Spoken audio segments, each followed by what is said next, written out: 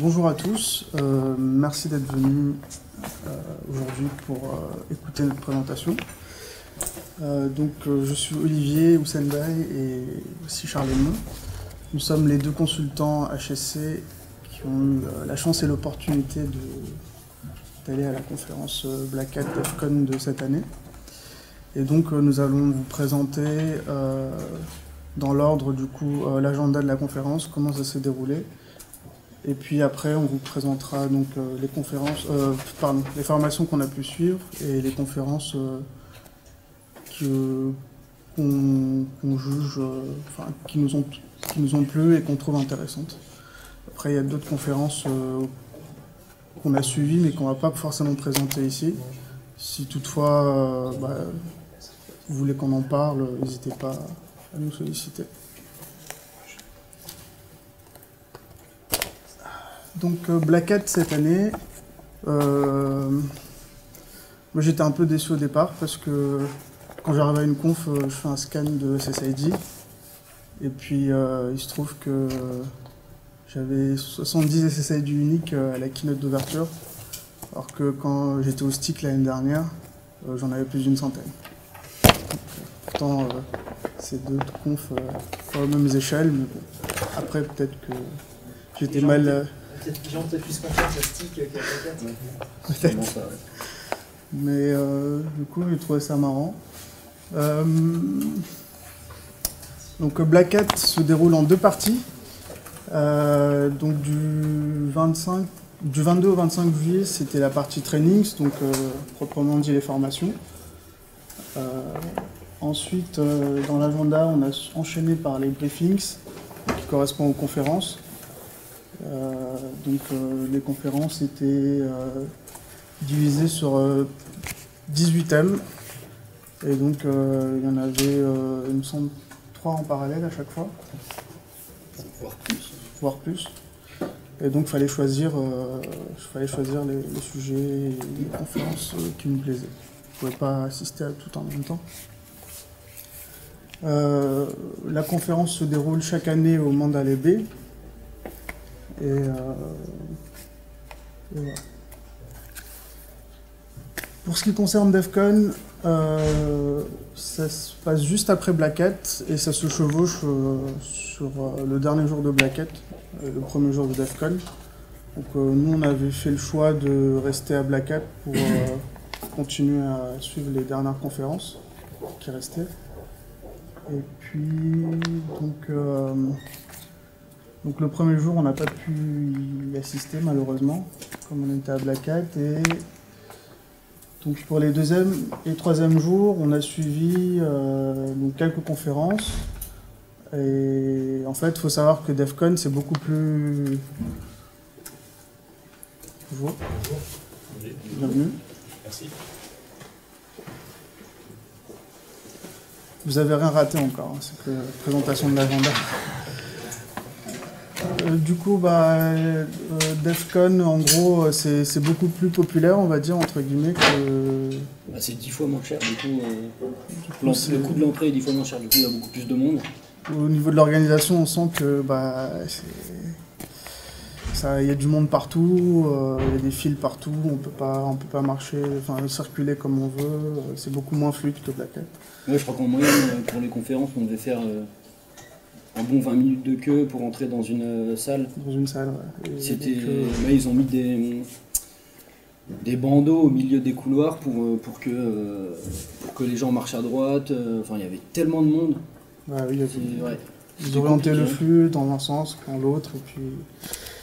Mais c'était quand même bien sympa parce que ce que Black Hat ne propose pas, contrairement à DEF CON, c'est que du coup, il y a plein d'activités sympas qu'on peut faire, qu'on peut suivre en parallèle des conférences, dont notamment on peut participer à des CTF, il y a des villages.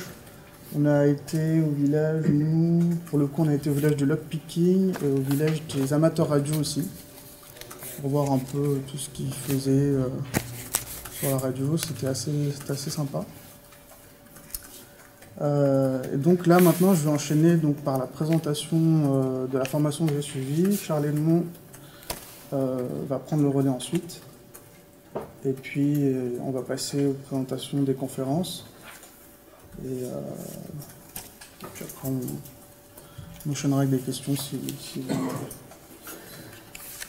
Donc pour ma part, j'ai suivi une conférence qui s'appelle Advanced Hardware Hacking, Hands-on Power Analysis and Glitching with the Chip Whisperer.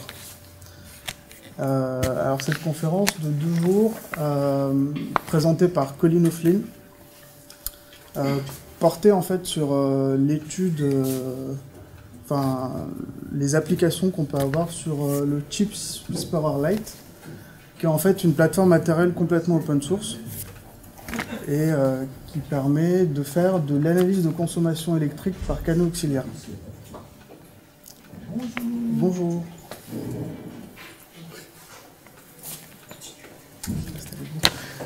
Et donc, au cours de cette formation, on a pu... alors c'est la version light parce que, en fait, la version, on va dire entre guillemets pro, elle coûte plus cher et ce qu'elle permet de faire, la seule différence que moi je vois, c'est qu'elle permet d'échantillonner beaucoup plus de valeurs et du coup il y a des buffers plus importants et on peut faire des captures plus longues et du coup visualiser la consommation sur un temps beaucoup plus important. Donc, notamment les applications qu'on a pu faire sur la plateforme, c'est l'extraction de clés AES. On a également pu faire du glitching, donc du coup qui consiste à injecter des fautes pendant que notre programme légitime s'exécute. Du coup, ça consiste à varier les niveaux de tension d'alimentation, varier le rapport cyclique de l'horloge, rajouter des distorsions et tout ça. Et du coup, en fait, ça détourne le comportement originel du programme. Mais ça le détourne comment ? Ça le détourne par exemple lorsqu'on a une boucle ou on a un mot de passe, on a une boucle pour un contrôle d'un mot de passe par exemple, ou une condition if pour la vérification d'un mot de passe, et on peut sauter cette condition pour aller directement dans une partie plus privilégiée qui nous intéresse en fait. Et donc la carte se décompose en 2 parties. Donc là c'est toute la partie FPGA et du coup interface avec l'ordinateur. Et du coup c'est la carte, on va dire, qui audite entre guillemets sur la partie de gauche. Et en fait ici on peut la scinder en 2. Ensuite, et en fait là, sur cette partie-là, on a la partie victime. Et donc on peut venir charger du code dessus et ensuite l'auditer, faire la consommation, faire l'analyse en consommation de la victime. Donc tout est open source, ils ont un wiki très bien fourni et qui présente du coup les applications qu'on peut tester sur la carte victime. Et puis si on veut vraiment faire de l'analyse sur des prototypes qu'on a à la maison, il suffit de casser la carte et puis interfacer les pins comme il faut et puis faire l'analyse sur le prototype maison.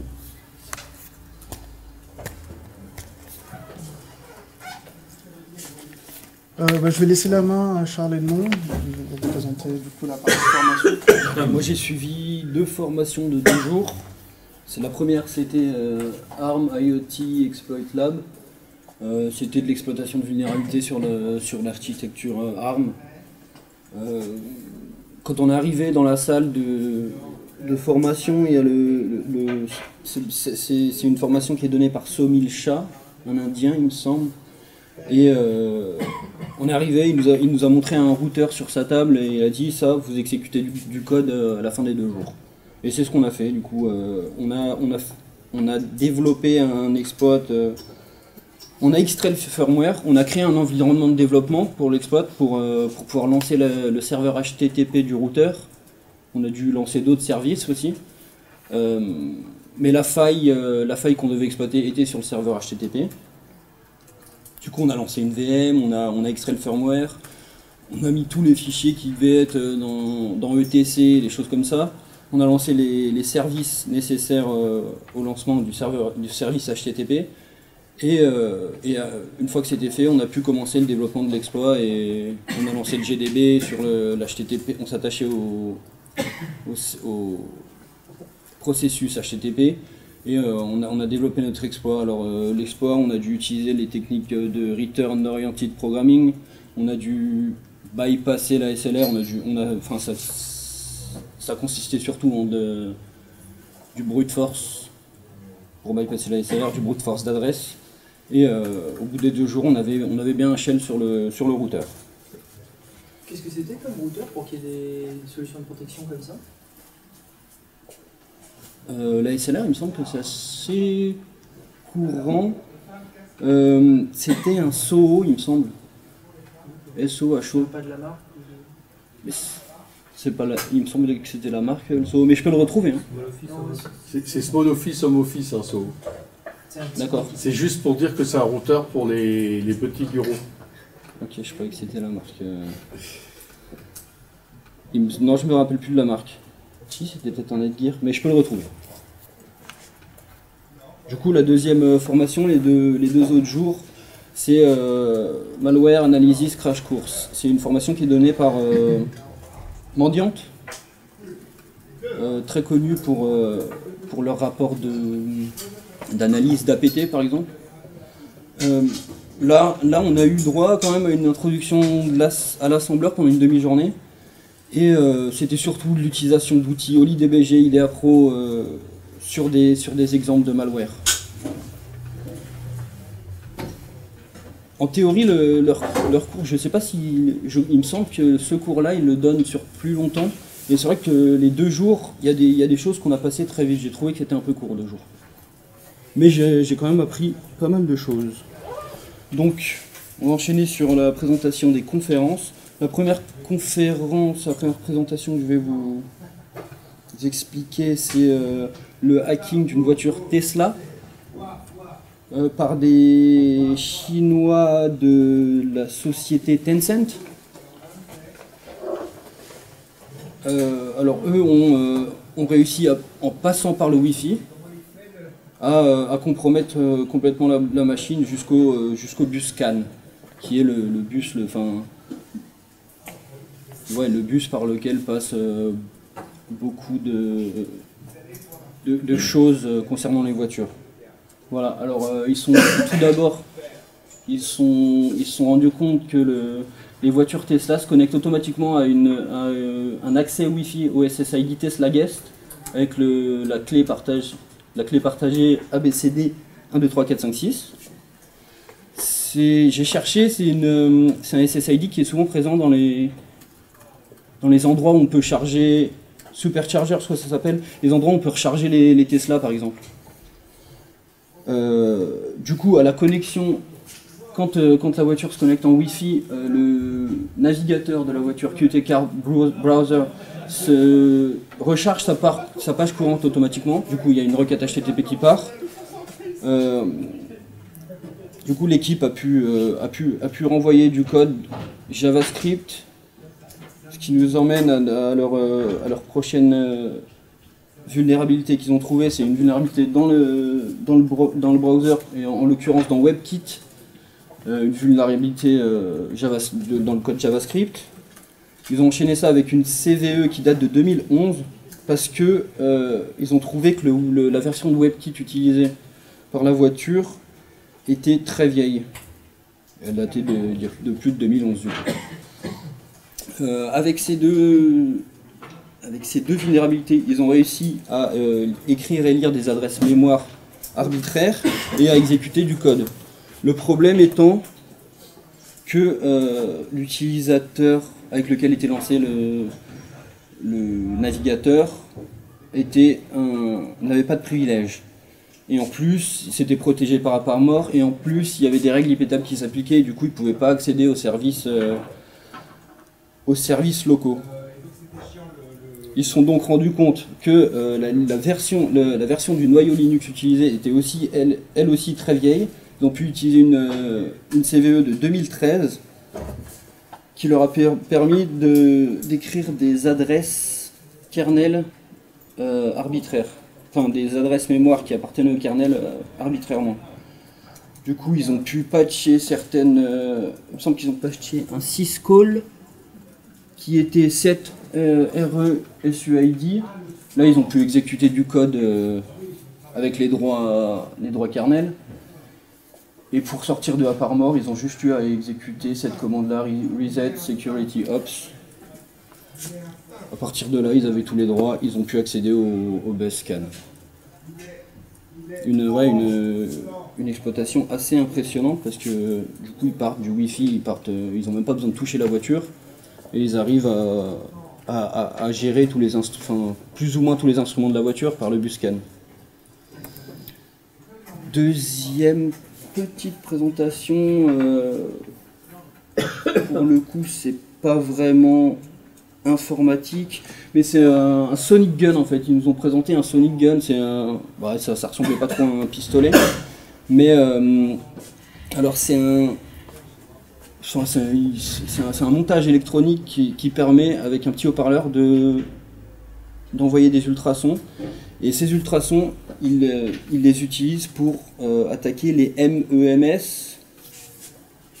ce qui veut dire Micro-Electro-Mechanical Systems. Les MEMS, ça comprend les gyroscopes et les accéléromètres. Et du coup, ils ont pu tout ce qui utilise des gyroscopes et des accéléromètres, ils ont pu perturber ces capteurs du coup. Par exemple, un téléphone, alors j'ai des vidéos YouTube, mais t'es pas connecté à Internet. On peut voir... sur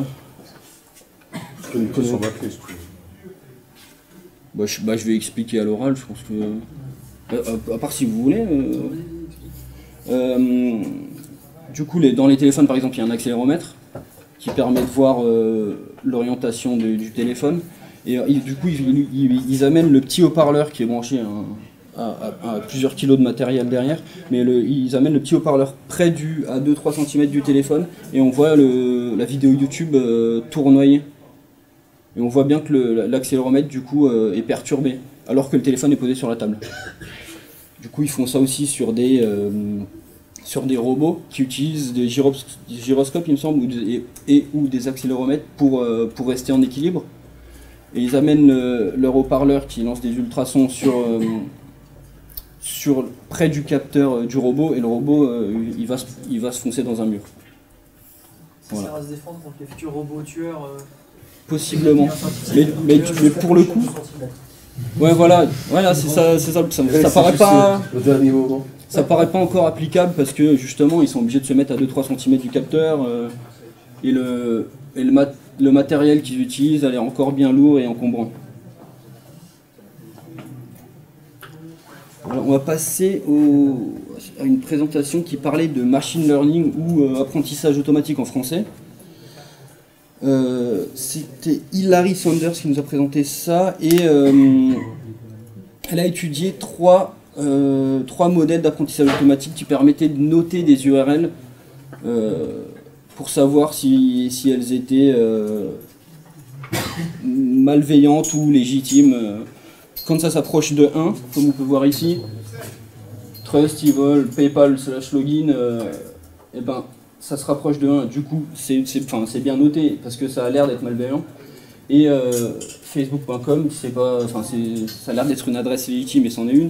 Et du coup, le but de ces trois programmes, Sophos, Virus Total et Command Crawl and Fish Tank, c'est de noter de cette manière-là les différentes URL. Du coup, elle a décidé de comparer ces trois modèles d'apprentissage automatique.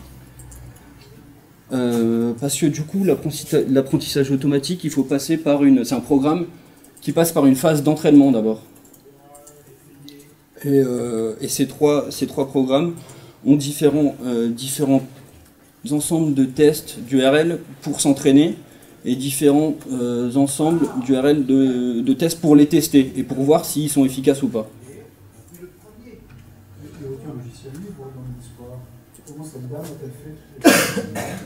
Pour mettre la main sur des ressources d'entraînement d'un éditeur de Alors, elle a pris les logiciels tels quels, elle a surtout comparé leurs résultats avec chacun des sets de test, en fait, des sets d'URL de test. Et on va voir que, dans la slide d'après, on va voir que les résultats moyens sont pas forcément bons. Alors là, on voit que Common Crawl PhishTank a été testé sur les données de test de Common Crawl et ces données de test. Là aussi, là c'est Sophos sur les données de test de Sophos, et là c'est VirusTotal sur les données de test de VirusTotal. Et après, on peut voir que Sophos a été testé sur les données de Common Crawl, etc.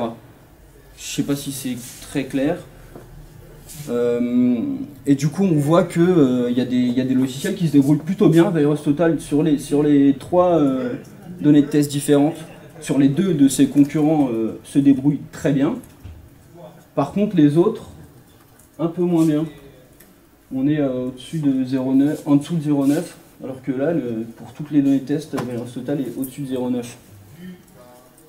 Et ce qui est intéressant quand même, c'est que VirusTotal sur tous les résultats moyennés est quand même meilleur avec le jeu de test de Sophos.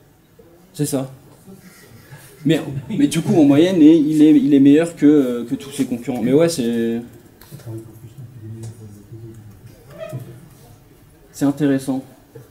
Si VirusTotal cascade son analyse sur X outils du marché, en fait, il fait que comparer Sophos et moyenner de ses concurrents. L'analyse ne le dit pas. Voilà, du coup, ce diagramme nous montre que... sa présentation, en somme, la conclusion de la présentation d'Hilary, c'était de nous dire que la précision d'un modèle est extrêmement dépendante des données utilisées pour l'entraînement. Enfin, là, du coup, elle n'a pas pu comparer, mais des données utilisées pour le test aussi. Elle a expliqué pourquoi, si je peux juste revenir avant, ouais. Elle a expliqué pourquoi, sur leur propre modèle, alors sur VirusTotal, ça pourrait s'expliquer, mais sur les autres, pourquoi ils n'arrivent pas à 1, alors Sophos c'est presque à 1. C'est-à-dire que c'est des erreurs d'expérimentation près, mais Common Crawl, ouais. Ouais, ils sont quand même assez loin de 20 sur leur propre réseau. 985 ? Enfin, on parle de la statistique, ça fait assez oui, ça va être 0, oui. Ouais, mais VirusTotal, ça s'explique parce que la base de travail, c'est 50 ou 100 bases différentes qui peuvent changer en plus à chaque moment. On peut s'étonner que ce ne soit pas plus proche de 1 sur Common Crawl, par exemple, sur leurs propres résultats. Ouais. C'est pareil pour... Sophos. Sophos sont plutôt très proches d'eux. Et ça, elle n'en a pas parlé, il n'y a pas eu de question. Non. Enfin, ça me dit rien en tout cas. Désolé. J'avais du 100% sur une base de ouais, c'est 100% parce que pour le coup... C'est sa base. Si ça change rien, on est obligé d'avoir un testeur, sinon on a trop de... On a trop de surapprentissage, on colle trop à la test, on est bon sur la base de Trinity, on est bon sur la base de... C'est exactement ce qui se passe. Oui, c'est ça. C'est Kaggle. Ok, merci. De rien. Du coup, on va passer à la prochaine conférence qui parle aussi de machine learning. Mais du coup, ouais, je me suis dit que c'était une bonne idée d'enchaîner les deux conférences parce que du coup, là, c'est de l'autre côté. C'est Hiro Manderson qui essaye de créer, d'obfusquer automatiquement des échantillons de malware pour qu'ils passent le test de VirusTotal justement. Pour qu'ils aient la meilleure note et pour qu'ils ne soient pas détectés comme malware par VirusTotal. Du coup, je vais dire... ouais. Du coup, il est en black box parce qu'il n'a pas le code source de VirusTotal, il n'a pas les données de test, enfin les données d'apprentissage non plus. Il a comparé, sa présentation était assez intéressante parce qu'il a comparé son programme à une IA du jeu Atari Breakout. C'est la petite planche où on voit pas la balle, mais où il y a une balle qui rebondit sur la planche pour casser des... Ouais, c'est ça le casse-brique. Du coup, une intelligence artificielle pour Atari Breakout, ça prend en entrée l'environnement, un screenshot comme on a là. Bon, on n'a pas la balle, mais c'est un screenshot comme on a là. Une sortie, en sortie, ça prend... Enfin, il faut que ça détermine un mouvement, droite-gauche.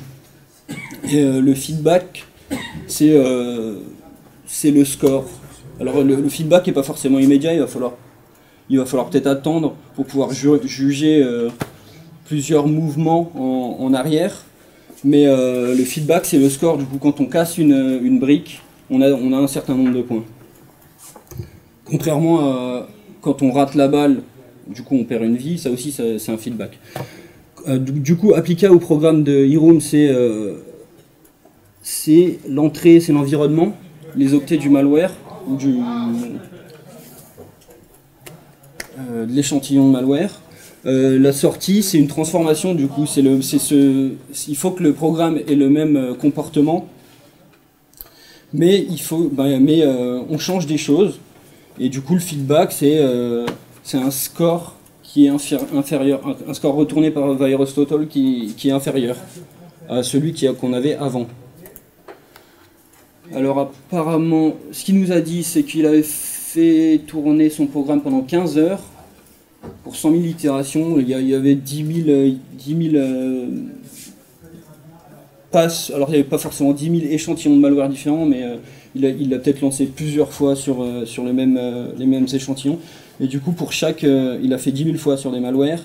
Et pour chaque fois qu'il l'a fait sur un malware, il y avait 10 tours de changement, ou pas. Chacun.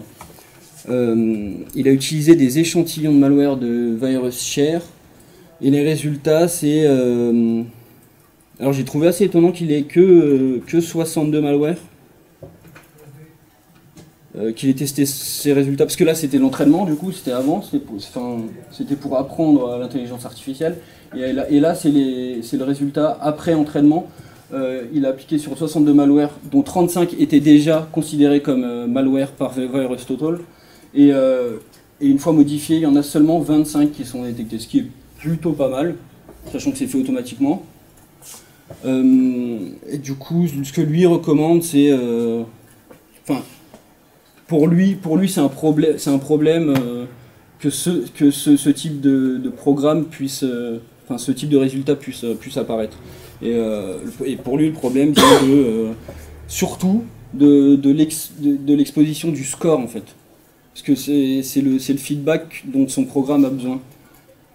Du coup, pour lui, il faudrait que VirusTotal renvoie pas un score, mais juste un oui, non, oui c'est un malware, non c'est pas un malware. Il y a aussi un analyste qui veut se faire une opinion sur le résultat exprimé par C'est ça. C'était ma question justement dans VirusTotal. On va dire que tu as 50 antivirus pour faire simple. T'en as un qui te dit toujours que tu as un virus, quoi qu'il arrive. Donc, est-ce que vous avez expliqué le choix des antivirus qu'il a pris ou des trucs de détection qu'il a pris? Je ne m'en rappelle pas. Parce que de dire que tu as une baisse de 10, quand tu prends Unicats, par exemple, si tu prends Unicats de base, il est détecté maintenant quasiment partout. Ouais. Si tu enlèves l'icône, il est plus détecté par la moitié. D'accord. Et si tu enlèves la chaîne dédicacée par Benjamin sur l'ANSI, il y a plus de 20% qui le détectent. Okay.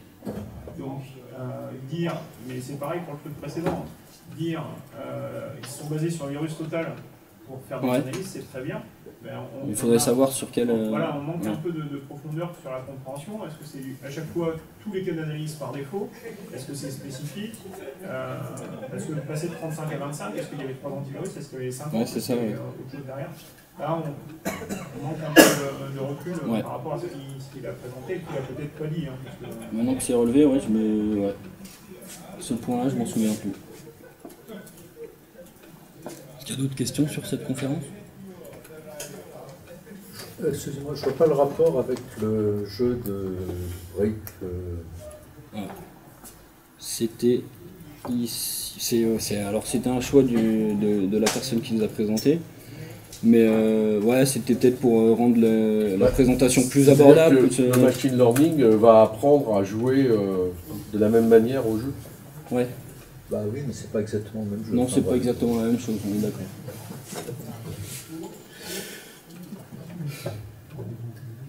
Voilà, alors on passe à une autre présentation. C'est Broadpawn, remotely compromising Android and iOS via a bug in Broadcom's Wi-Fi chipsets. Du coup là c'est de l'exploitation de chipsets Wi-Fi à distance. Forcément. Dans ses premières slides, il avait l'air d'y tenir, c'était Remote Exploit différent de Browser Exploit. Parce que Browser Exploit, il faut que l'utilisateur clique sur des liens. Pour lui, un Remote Exploit, c'est pas ça. Pour lui, un Remote Exploit, c'est il n'y a pas d'interaction avec l'utilisateur. Oui, ça a été présenté par Nitay Artenstein de Exodus Intelligence, qui est une entreprise israélienne, il me semble.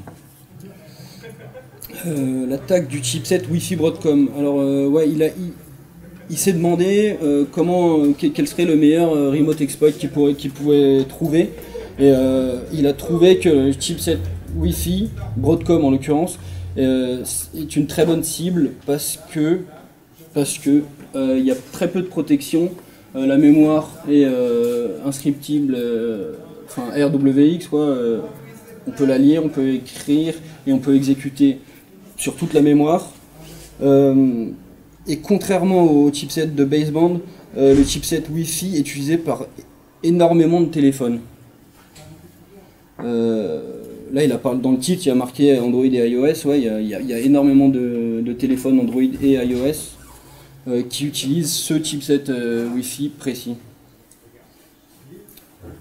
Du coup, la première étape de sa recherche de vulnérabilité, c'est d'aller chercher le code source du chipset et l'a trouvé sur GitHub à ce lien-là. Il a fait une simple recherche Google, il me semble.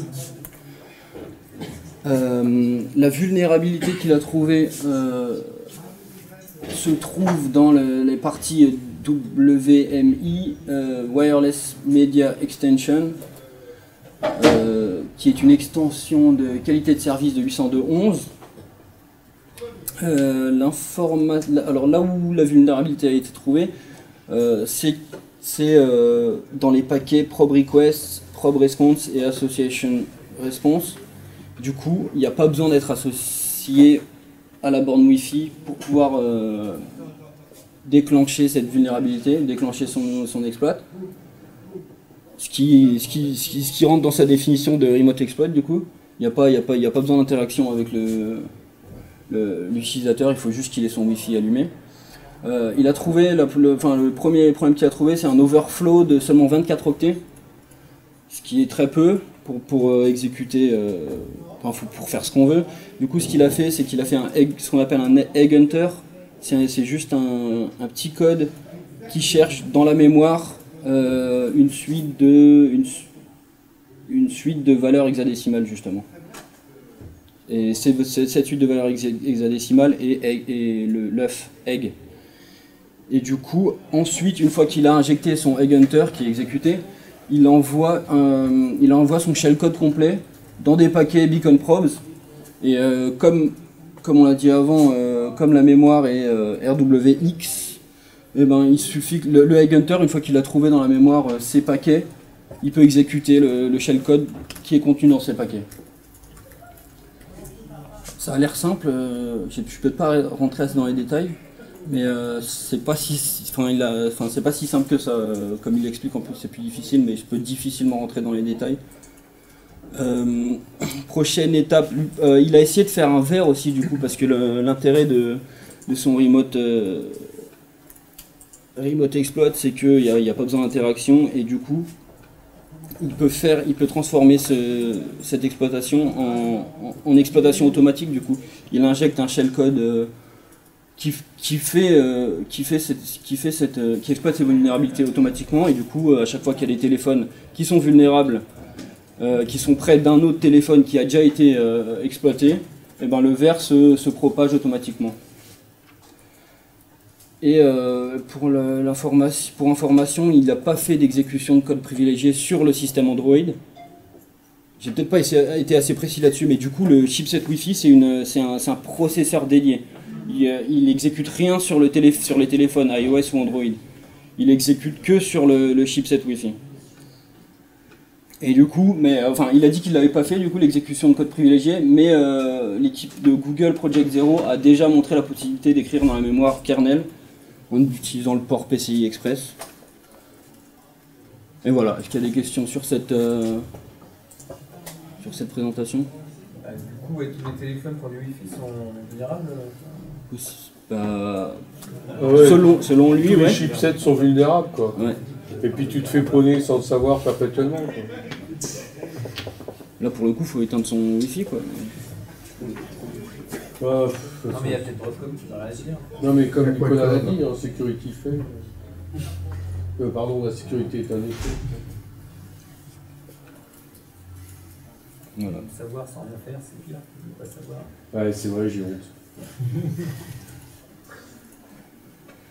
Du coup, je vais laisser la main à Olivier, qui va vous présenter Taking DMA attacks to the next level.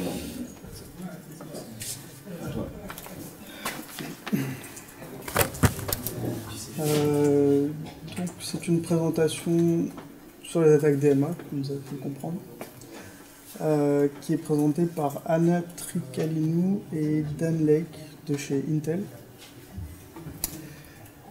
Alors en fait, ce que les présentateurs ont voulu nous faire passer comme message, c'est que actuellement, toutes les attaques DMA, on est obligé de passer par un port particulier, PCI Express, un port USB.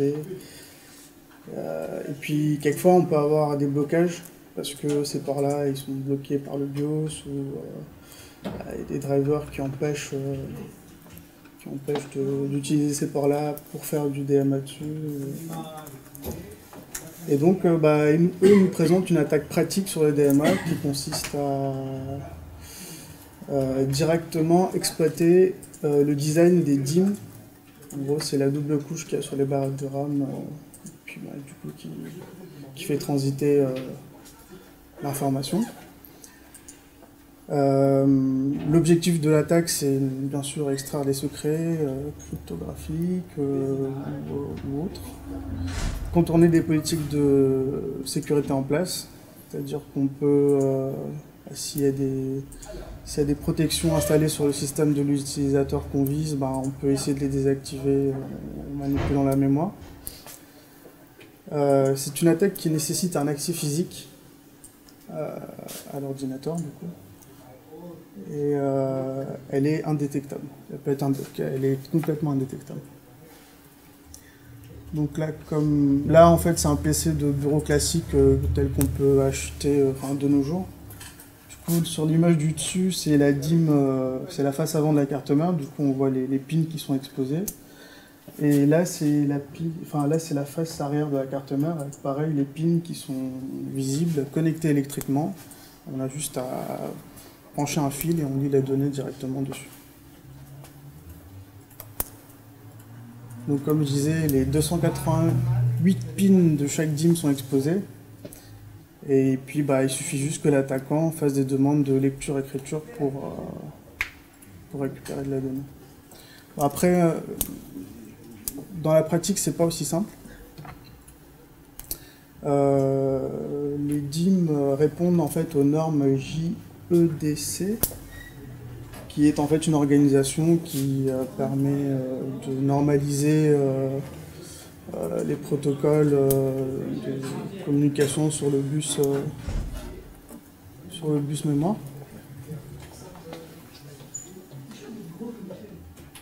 Et donc en fait, il nous présente au départ, lors de la présentation, le rôle du contrôleur de mémoire en fait. Le rôle du contrôleur de mémoire, du coup, c'est une unité qui est située entre le processeur et la RAM, et c'est lui qui va faire l'intermédiaire des messages entre les demandes de lecture ou les demandes d'écriture sur la RAM du CPU. C'est un composant qui est agnostique, donc du coup, il n'est pas lié à une architecture particulière ou à une référence de composant. Enfin, il s'adapte il s'adapte à ce qu'on lui propose comme architecture. C'est lui qui est responsable des principales opérations en fait, sur la RAM. C'est lui qui s'occupe de l'initialisation, de la négociation des fréquences, du timing, des réponses de timing, enfin plusieurs optimisations, la configuration des registres de RAM, de l'ordonnancement, dans quel ordre on va faire des lectures, des écritures. Et puis c'est lui aussi qui est responsable, le contrôleur de mémoire, du maintien du rafraîchissement de la RAM. Alors du coup, après, ils nous ont présenté 2 états de fonctionnement de la RAM, donc tout ce qui est plus normal. Lorsque le système a booté et que toute la calibration, la phase de calibration et d'initialisation a été faite, et ben on est en opération normale. Du coup, le contrôleur de mémoire, il envoie un clock enable à 1 sur la DIMM. Dans ces cas-là, en fait, la DIMM... En fait, il dit à la DIMM que le contrôleur de mémoire lui dit c'est moi qui te gère, et donc il relaie les opérations que lui demande le CPU. Lorsqu'on passe en mode veille, le CKE passe à 0, et donc à ce moment-là, le contrôleur de mémoire demande à la DIMM de se gérer d'elle-même et de maintenir en condition les données qu'elle a à l'instant T. Alors, du coup, le CPU et le contrôleur de mémoire sont éteints. Et du coup, à partir de ce constat-là, qu'est-ce qu'on peut faire? Et ce que nous proposent les gens de chez Intel, c'est de construire un contrôleur de mémoire détourné, un ROG-MC,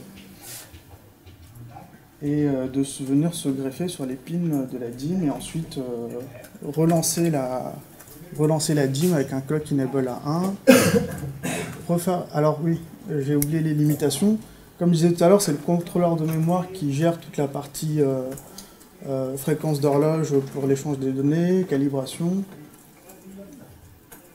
Eux aussi, ce qui est le plus important, c'est qu'il n'y a pas d'authentification entre le contrôleur de mémoire et la DIMM. Donc en fait, c'est pour ça que c'est assez facile de se faire passer pour un contrôleur de mémoire et de prendre et de gérer, de lire la mémoire sans que ce soit détecté.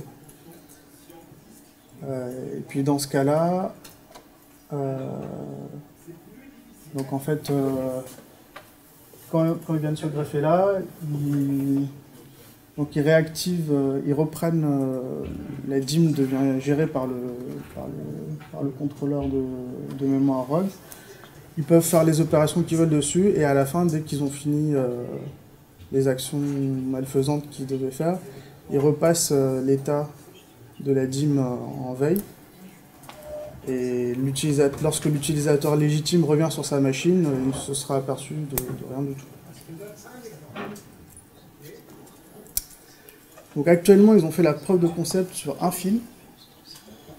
Et dans le futur, ils aimeraient passer sur le bus entier quand même. Et puis, ils ont pas mal de problèmes, justement, notamment pour la connectique, parce que ça leur ajoute plein de bruit lorsqu'ils récupèrent les signaux. Et donc, ce qu'ils proposent, c'est à court terme ne pas utiliser le mode veille, mais plutôt l'hibernation. Il faut décharger toutes les informations de la RAM sur le disque et pas les laisser électriquement sur la RAM. Et à long terme, ils proposent de modifier le design des cartes mères pour que les pins soient pas accessibles aussi facilement que ça l'est actuellement. Et enfin, ils proposent d'ajouter un mécanisme d'authentification entre le contrôleur de mémoire et la DIMM dans la norme JE2C.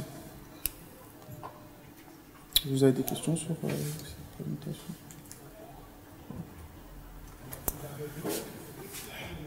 C'est toujours du hardware. Je pense que le chef partage peut-être mon avis, mais c'est la conférence qui nous a le plus marqué. de tout Black Hat et DEF CON, puisqu'elle a été présentée à Black Hat et à DEF CON, celle-ci. Et donc c'est une conférence de Christopher Domas qui travaille au Battle Memorial Institute, et ça s'appelle Breaking the x86 Instruction Set Architecture. Donc au départ de sa présentation, il part d'un constat où aujourd'hui... Alors moi j'ai déjà vu des gens de ce Battle Memorial Institute là, enfin c'est sauf erreur de ma part, c'est l'institution américaine en charge de l'entretien des monuments aux morts des États-Unis, c'est ça? Et j'ai toujours trouvé tout à fait extraordinaire, non mais je partage avec vous cette constatation, qu'il y ait des grands experts sécurité dans une administration publique américaine qui consiste à entretenir les monuments aux morts américains sur toute la planète, et notamment dans tous les pays étrangers. Donc c'est l'entretien de tous les cimetières américains. Et dans cette institution, vous comprenez qu'il a vraiment besoin de beaucoup de sécurité, compte tenu de son cœur de métier, d'entretien de cimetières et de monuments aux morts. Il y a des grands experts sécurité. Fin de la parenthèse. Est-ce que c'est son métier ou est-ce que c'est sa passion? Il fait ça sur son temps perso? C'est son métier. C'est son métier, il a beaucoup bossé sur son temps perso aussi pour ce projet. Mais du coup, il partait du constat où actuellement, on ne fait pas confiance au software. On a des outils pour auditer le software. On crée des exploits pour casser le software. On met en place des sandbox pour voir ce que fait le software. Mais pour tout ce qui est hardware, on n'a pas grand-chose. Et on fait confiance de manière aveugle à notre processeur. Du coup, Christopher il a développé un outil de scan des instructions x86 qui s'appelle SandSifter. Et son objectif, c'est d'auditer le processeur et puis de vérifier que les fabricants font bien leur boulot et que leur produit est vraiment ce qu'il est et comme il est décrit dans la documentation. Donc pour pouvoir faire cet outil, donc il a utilisé, pour l'espace d'instruction, en fait, x86 il est très très gros. Et du coup, il a utilisé une approche par tunneling pour réduire l'espace de recherche et aller plus vite. Alors, je vous recommande d'aller voir son papier et ses slides pour l'explication de l'algorithme. Alors ensuite, une fois qu'il était capable de rechercher les instructions, il avait un autre problème, c'était sur x86, en fait, la taille d'un opcode, il est variable. Ça peut aller de 1 à 15 octets, je crois. Et donc, comment déterminer, une fois qu'on a généré nos instructions, comment déterminer sur quelle taille elles sont. Et du coup, il a utilisé l'analyse en page fault. Donc l'analyse en page fault, donc la recherche d'instructions et l'analyse en page fault. Pour cela, il a utilisé deux pages mémoire consécutives, l'une, donc celle qui est à gauche là, en lecture, écriture, exécution, et l'autre en lecture, écriture uniquement. En fait, ce qu'il fait, c'est qu'il envoie le premier octet de l'instruction qu'il veut tester dans la page exécutable. C'est vérifié par le décodeur d'instruction. Et si le décodeur d'instruction il a besoin d'un octet supplémentaire, il va aller le chercher. Mais comme la page de droite n'est pas exécutable, ça va générer le page fault. Et le page fault, en fait, ça va nous retourner l'adresse de la seconde page dans le registre CR2. Enfin, du coup, en fait, ça lui permet au fur et à mesure, comme ça, d'augmenter la taille de son instruction et de connaître en fait sa taille finale. Donc une fois qu'il a trouvé la taille de son instruction, peut-être qu'il pourra l'exécuter. Peut-être que lorsqu'elle s'exécutera, il y aura une levée d'exception différente. Bon, après, il n'a pas encore identifié l'instruction, mais il sait que c'est une instruction. Enfin, il connaît sa taille. Peut-être qu'il y aura une page fault avec une adresse dans CR2 différente. Mais en tout cas, quoi qu'il en soit, il a déterminé la taille de son instruction. Du coup, maintenant, le problème, se pose si est-ce que l'instruction existe ou pas. Et pour savoir si elle existe ou pas, comment il fait? C'est que lorsque lorsque le décodeur d'instruction il s'apprête à lancer l'exécution de l'instruction, si elle n'existe pas, il y a une exception UD exception qui est générée en fait qui dit que cet opcode n'existe pas. Donc là c'est bon, on sait qu'elle n'existe pas, du coup on la laisse de côté. Si elle existe, il n'y a pas d'exception et puis du coup on peut continuer notre charge d'instruction sur le processeur. La spécificité de cet outil, c'est que tout se passe en espace utilisateur. Et on peut voir donc du coup en espace utilisateur, du coup en fait ça veut dire que je ne vais pas vous parler de comment il a fait vraiment pour survivre en espace utilisateur, même si comme il doit créer des pages mémoire, il ne faut pas qu'il s'écrase lui-même, il faut vraiment qu'il fasse attention à beaucoup de choses. Mais je vous recommande d'aller voir son papier, c'est vraiment bien. Et dans les composants du coup de l'outil qu'il a développé, on peut en compter 3. Il y a l'injecteur qui s'occupe des analyses de page fault et des générations des instructions. Il y a le sifter qui fait l'analyse des résultats de l'injecteur. Et en fait, pour vérifier... alors tout à l'heure, on a vu si une instruction elle existait. Enfin, mais si elle existait au niveau du processeur, si le processeur la connaissait. Alors après, lui, ce qu'il fait avec sifter, c'est que, ok, le processeur la connaît, mais est-ce que nous, Intel, par exemple, dans sa documentation, elle est renseignée cette instruction? Et bien pour faire ça, il utilise un désassembleur. Et dans ces cas-là, si le désassembleur ne connaît pas l'instruction, il la classe comme non documentée. S'il la connaît, c'est juste... là, c'est un cas... c'est normal, quoi. Et enfin, alors avec tout ça, ça génère beaucoup de résultats. C'est très difficile de trier à la main. Et il a fait un summarizer, du coup ça regroupe les instructions par famille. Ça vous dit les signaux que génère l'exécution de l'instruction. Enfin, on va le voir peut-être. Donc là c'est la démo de... on voit pas très bien. C'est la démo de l'outil. Ici en bas c'est toutes les instructions trouvées par l'outil qui ne sont pas documentées dans la documentation du fabricant. Là, en fait, on voit au fur et à mesure de l'exécution de l'algorithme de tunneling. Et puis là, on a le code assembleur équivalent à côté. Donc là, par exemple, là, c'est une étude sur un processeur VIA Nano. Et du coup, là, il montre, par exemple, l'instruction 0F-A7-C2. C'est une instruction, lorsqu'elle s'exécute, elle génère un seed trap. Et là, l'analyse avec Capstone, MJS, mais objet dump, en fait, ces 3 désassembleurs, ils ne la connaissent pas. Pourtant, le processeur est capable de l'exécuter. Donc, les résultats qu'il a obtenus avec cet outil, donc il a fait beaucoup de tests. Il a été en mesure de trouver des instructions cachées. Et alors il y a eu certaines choses assez marrantes qu'il nous a dit, c'est que il trouvait des jeux d'instructions cachés sur une famille de processeurs qu'il retrouvait chez un autre fabricant, entre Intel et AMD par exemple. Et du coup on peut laisser penser que ils se mettent d'accord sur certains jeux d'instructions entre constructeurs. Après il y a le cas aussi inverse, c'est qu'il a trouvé des jeux d'instructions isolés uniquement par fabricant, mais toujours pas documenté dans les 6000 pages, je sais combien de documentation des processeurs. Il a trouvé beaucoup de bugs logiciels, dans la plupart c'était dans toutes les solutions de désassembleurs.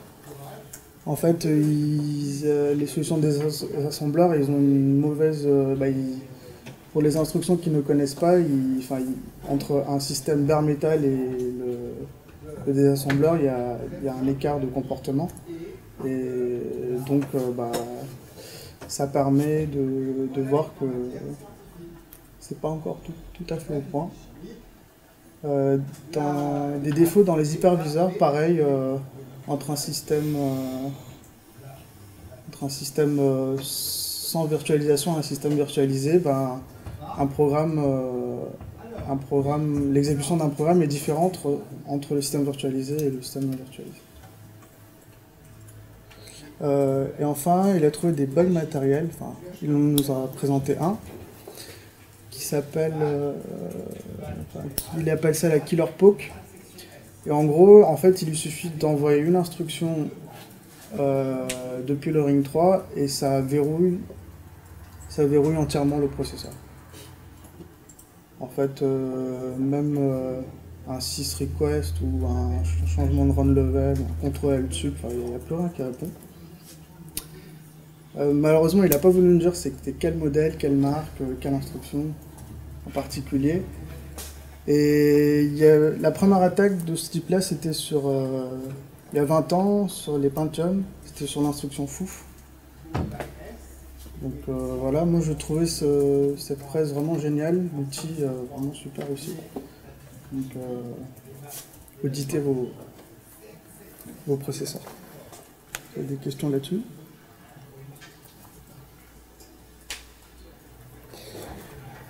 Et enfin, la dernière présentation, du coup, ça c'est un peu, c'est du réseau avec du Windows et du PowerShell, de Craig Dodge de Juniper.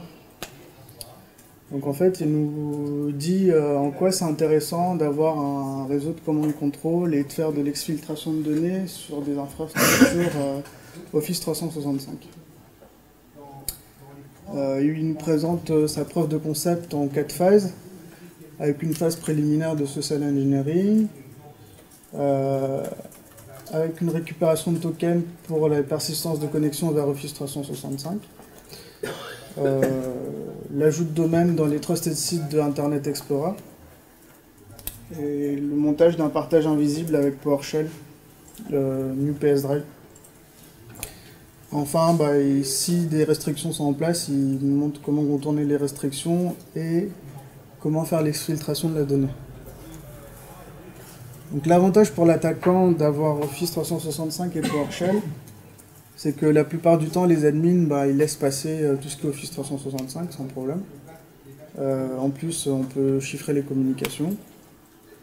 Ça bénéficie du coup souvent de liaisons réseau très performantes, donc pour récupérer beaucoup de données, c'est vraiment sympa. Et puis, compte tenu du volume de données avec Office 365, du coup, on regarde pas le trafic, quoi. On accorde une confiance assez importante et on se dit, tout ce qui passe vers Office 365, c'est légitime, en tout cas, peut-être pour l'instant. Du coup, dans sa POC, comme il crée un partage local, mais qui est relié à un site distant à un domaine distant Office 365, en local, le système, pour lui, ça reste un partage réseau local, qui est une ressource locale et donc qui n'est pas en soi dangereuse.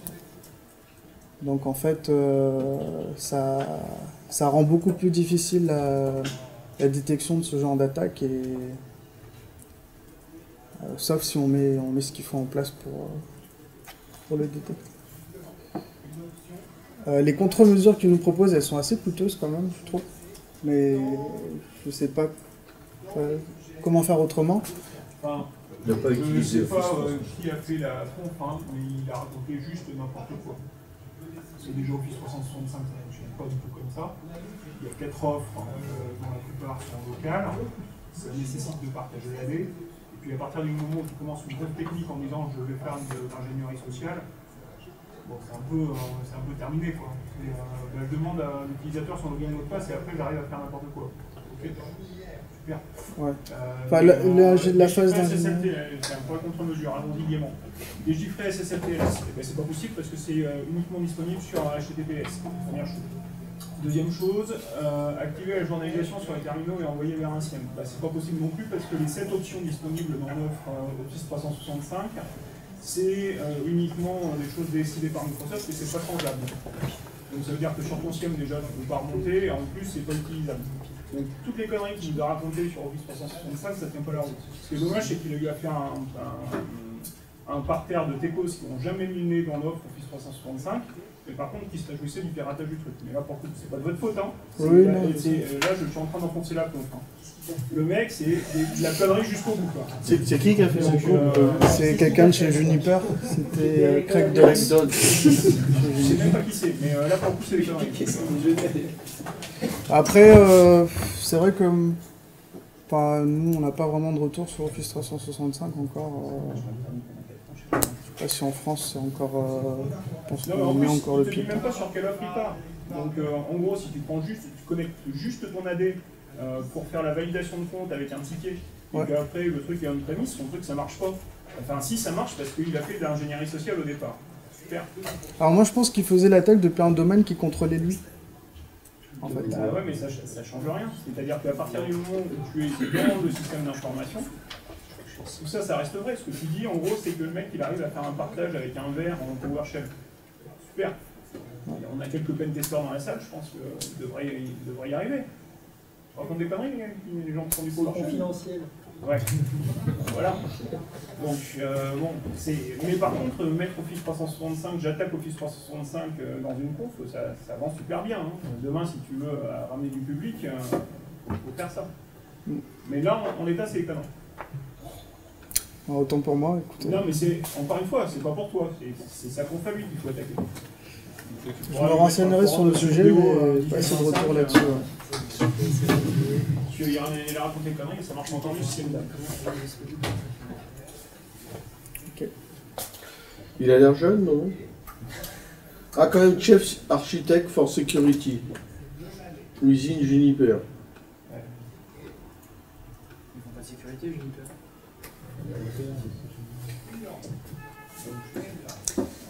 Enfin, du coup, c'est là que s'achève notre présentation. Quoi, c'est déjà fini? Merci pour votre attention et puis. Merci.